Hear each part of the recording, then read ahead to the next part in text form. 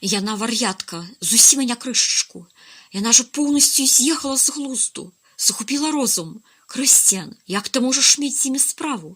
Гэтая дзяўчына, яна ахвяра, і гэты чалавек карыстаецца яе бездапаможным станам. Можа, і ты карыстаешся? Ліліан з ненавісцю глядзела на яго, сціснуўшы вусны, склаўшы на грудзях рукі. Паслухай, усё, што звязана з магіяй, гэта рацыя. Розум, воля, і толькі гэта. Гэта ўсё ўжо растлумачыла навука. Ты проста прылагаеш сваю волю да сфер верагодных магчымасцяў і паварочваеш яе патрэбным для цябе бокам.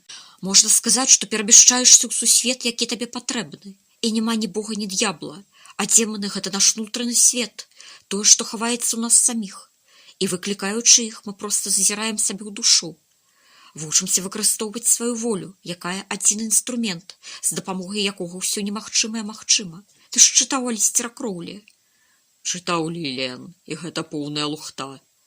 Демоны ёсць, яны такія ж рэальныя істоты, як і мы з табой, а воля чалавеку патрэбна толькі для аднаго. Каб ад яе адрачыся. Чалавеку патрэбны той, хто павядзе яго, Бог, Ліліан. Ці д'ябал, бо гэта адно і тое ж. А не сатана Лавея, які проста тэатральны маскарад для багатых дурняў. Чараўніцтва, а не магія, Ліліан. Чорная або светлым яно не бывае, гэта душа сур'ёзна.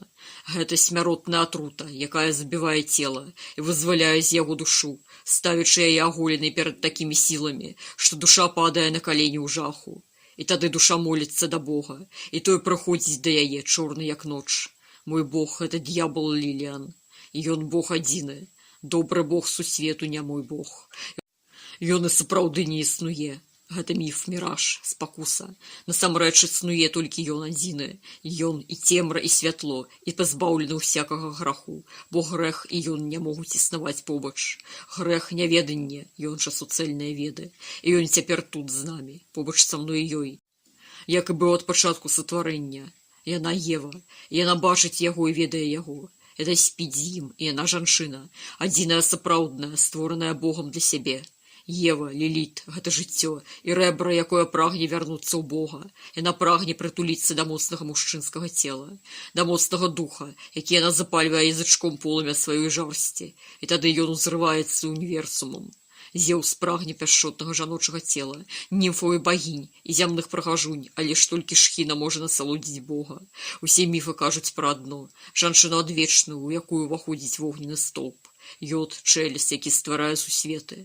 Жанчына павінна скарацца, павінна прымаць. Толькі тады яна атрымае асалоду сапраўдную, нябёсную, тагасветную, тую, што Бог падарыў ёй ад яе сатварэння. Ён замаўчаў. Такім чынам ты трахаў яе? Трахаў разам з ім? Ліліан з пагардай прышмурылася. Ну і як яна табе? Яна, як Ева, як віно ці наркотык, якога будзеш прагнуць усё жыццё. І я болей не належу сабе, я належу ёй і яму. Я іх войны слуга, слуга Божы. Калі ён ці яна загадаюць мне хрысціцца, я хрышчуся. Скажуць маліцца і біць сябе плеццю, буду катаваць сябе. І дзеля яе цела і душы я адракуся ад сябе цалкам. Аддам сябе Богу, толькі б ён даў мне насалоджвацца ёй. Я нічога ад яе не запатрабую, толькі буду кахаць яе і клапаціцца аб ёй, але ж яна належыць яму, і таму я стану манахам. Я буду ачышчаць сваю душу і маліць Бога, каб мне стаць годным такой жанчыны, і ён пашле мне яе. А калі не ў гэтым жыцці, то неістотна. Я буду ведаць, што яна сустрэне мяне і пасля смерці. Ён адкінуў з лбу чорныя зблытаныя валасы. Яго вочы палалі сінім, незнаёмым Ліліан агнём.